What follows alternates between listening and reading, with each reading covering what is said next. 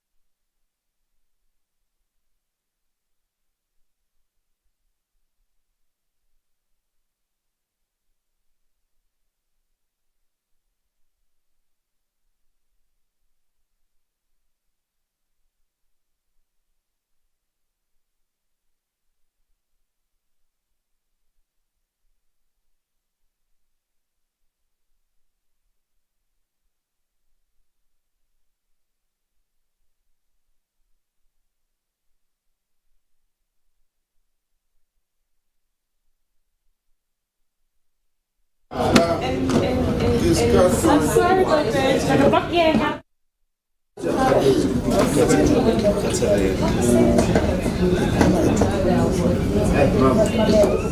Yeah, I shall. But about Tom and what I because what's the problem, King? The answer is because even last time, because you might want to no, not get a problem. I really at least give you so that I don't have to take my guys. So my last one, I get a given my talk. I want to can see what we are. yeah, so if yeah, just okay, oh no, it's fine. So it's not able to go down. It can go down, sir. Just take it down. Okay. Just give me the tripod. Yeah, the whole thing. Okay, no. I've got the top. Because if So what eye level From the viewer's point of view, to the MEC? Sorry, so how's this now, sir?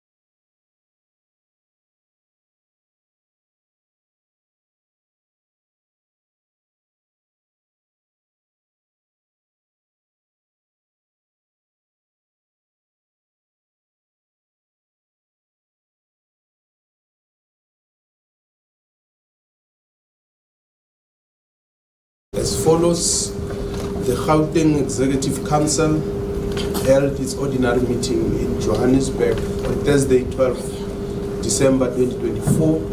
The meeting discussed various issues concerning the work of government, including the integrated festive season law enforcement plan, festive season road and safety campaign, the state of disaster preparedness for the festive season in the province, an update on learner admission for 2025 and 2025 school readiness plan, amongst others.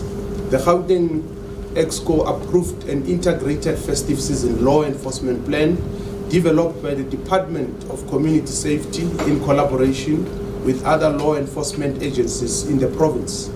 The plan addresses high crash areas, crime reduction, and road safety awareness campaigns. Road safety remains a significant concern, particularly during the festive season, with increased traffic leading to more fatal accidents. Despite concerted collaborative efforts by the provincial government, Gauteng continues to account for a large share of national road fatalities during the festive season. The final RTMC report for 2023-2024 festive season recorded Gauteng fatalities at 1,427 during the festive period. And pedestrians accounted for 40.9% of those fatalities.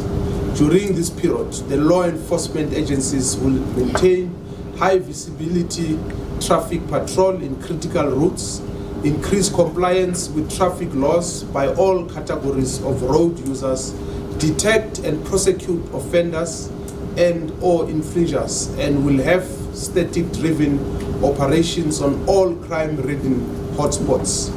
The Executive Council noted the state of disaster preparedness for the festive season and disaster response mechanisms by the provincial government.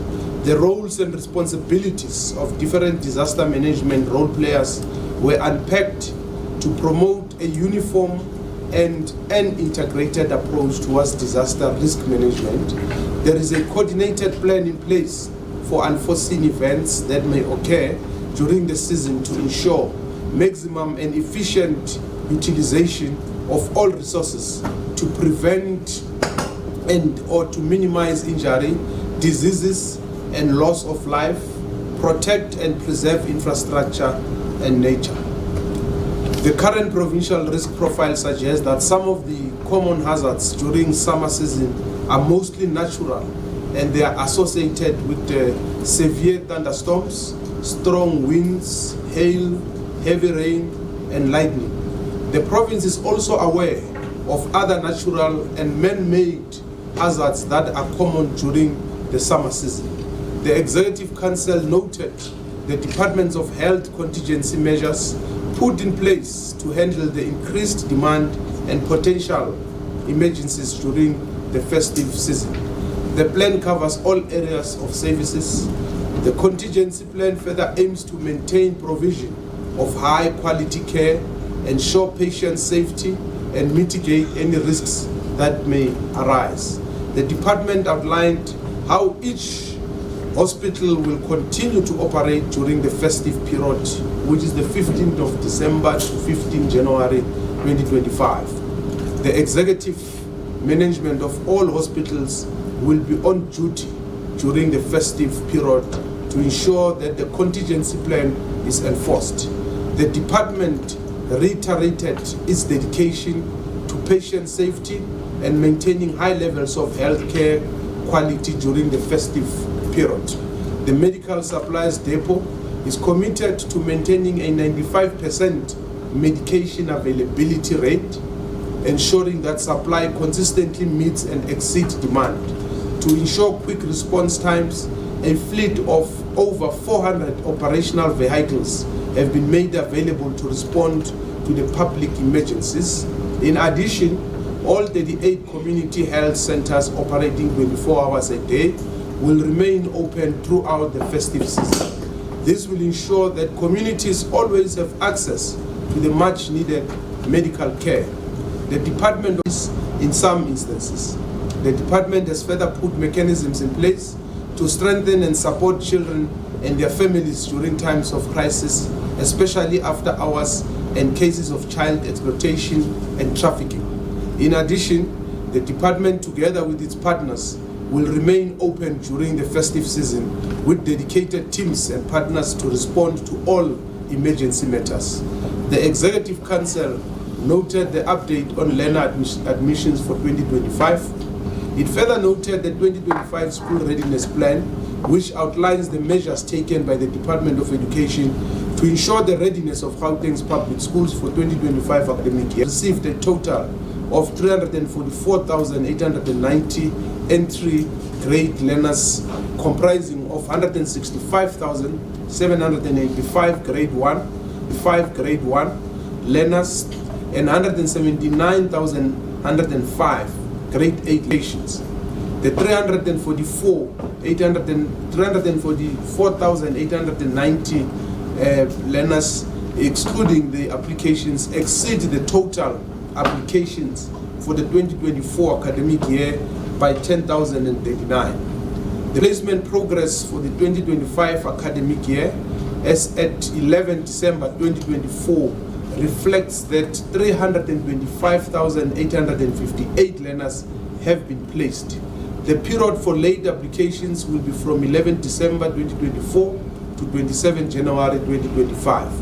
The department has to date provided 3,799 classrooms to schools, increasing the capacity by 140 been created, increased capacity at 8 secondary schools and 1 primary school by 3,899. The 2025 academic school year will commence on 15 January 2025. Members of the Executive Council will participate in oversight visits to monitor overall readiness of schools upon reopening of schools for the 2025 academic year. The visits will seek to monitor that all teachers and learners are in class on time and teaching and learning is taking place.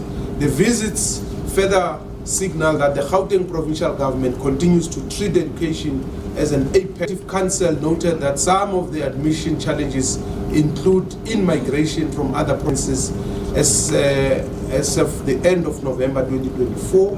One of the things that stood out from the report is the payment of service providers on time.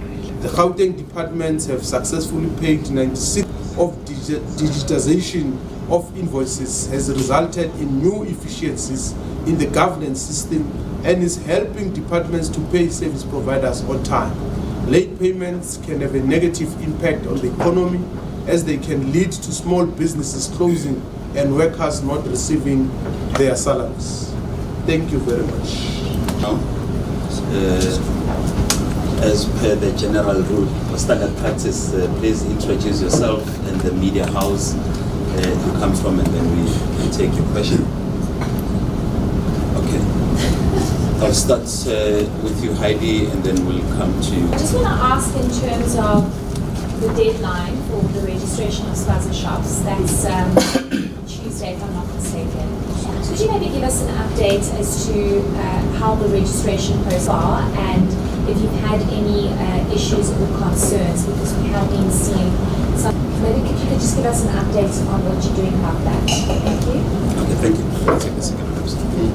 So please come in. Thank you so much. Good morning, everyone. Thank you, Acting Premier. My name is Vanelo. I'm from Tembisa Online News. With regards to the spaza shop application and registration, in Tembisa we have had, like I would say, rivals in terms of the locals saying the foreign national shop owners must now go. So I just wanted to find out, in terms of the law of the Gauteng province, if it does it allow the foreign national owners to own the spaza shop, or it has to be someone with a lease agreement with the mastende or the landlord. How is exactly that is going to unfold? And then lastly, I don't know if maybe out of context, but in Tembisa we have a problem of consistent electricity blackouts. Even now as we speak, Tembisa is off the grid. So I just wanted to find out if is there any plan for the Gauteng government to address such issues. Thank you so much. Sorry, I actually have one more question. Okay, thanks, Mfanelo. Sorry, can I just ask, there are huge water issues in the province. With even yesterday, people in Hillbrow queuing, there are no water tankers apparently, and it's literally a mess. Are you going to be intervening at all? Can you intervene in just trying to limit the impact when it comes to water shortages in the province? Okay, thanks, colleagues. Are those the only two questions? Tabiso Goba from Eyewitnesses. It's just a matter of clarity. The stats here for the festive crashes, 2023, 2024. Can you just get back maybe what dates are those actually? Is that also including this year? This is 2023, 2024. And my question is for the acting premier. Unfortunately, since you're the acting premier, I have to ask you this question. How has it been running the minority government? And I think that question is obviously inspired by the ANC Secretary General, who said that it has been difficult for the Premier to run this minority government here in Gauteng. So I just want to know, how has it been running a minority government so far? Okay, thanks, colleagues. Yes, those are the questions. Thank you. Thank you very much. I think last week we briefed the public on the registration of spaza shops. We gave numbers. We said about more than 13,000 application forms have been collected. But we also said that we were able to reach out to about 15,000 spaza shops through our outreach programs. And we further said that we have about 85 registration centers throughout Gauteng, and all 11 municipalities are responsible for the registration of the spaza shops. And we further said there were minor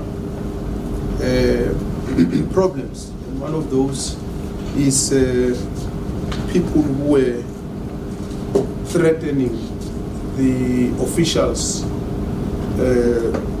and insisting that they must not register or rather help foreign nationals. We have said before that there is the laws of the country, and we stated that one of the requirements is that when you are a foreign owned or a foreign, we call it that way, there's a specific amount that you are required to invest, which is about 5 million or so.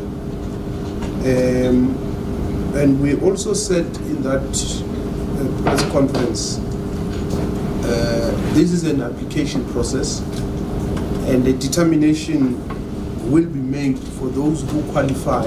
So some of the issues that came up, it's people who submitted incomplete document or front end. We also have people who don't have floor plans, building plans.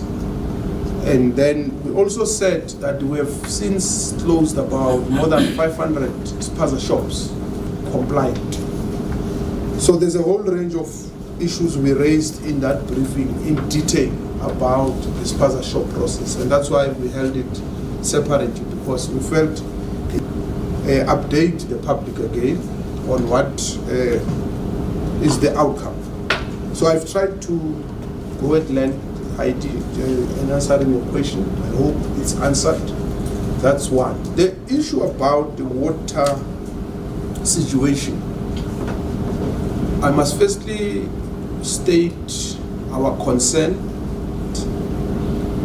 and despite the fact that the mayors to at least this week have a briefing on the water situation here in Gauteng, just to update the residents on all the details related to this. But the Gauteng provincial government is certainly very concerned, and we are on the side of the citizens and we believe that they should not be inconvenienced, especially during this festive season. But the details will be provided by the relevant authorities. On the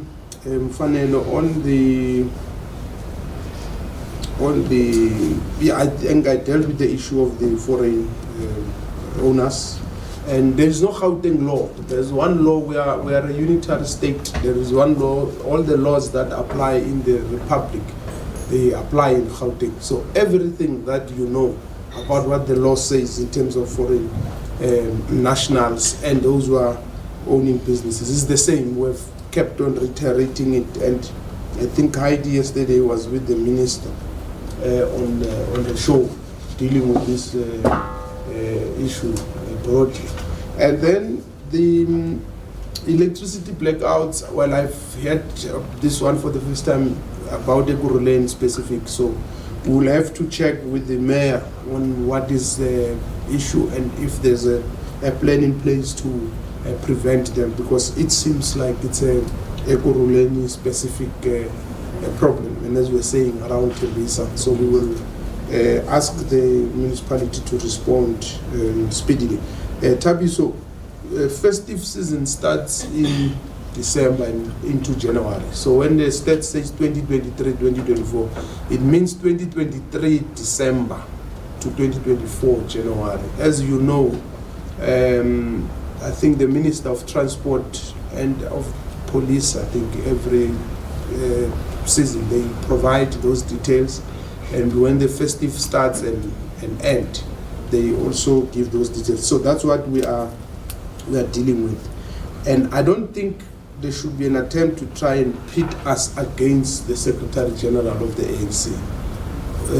But our experience is fine. I mean, we've not had any problems here in Gauteng. We've passed 2 budgets.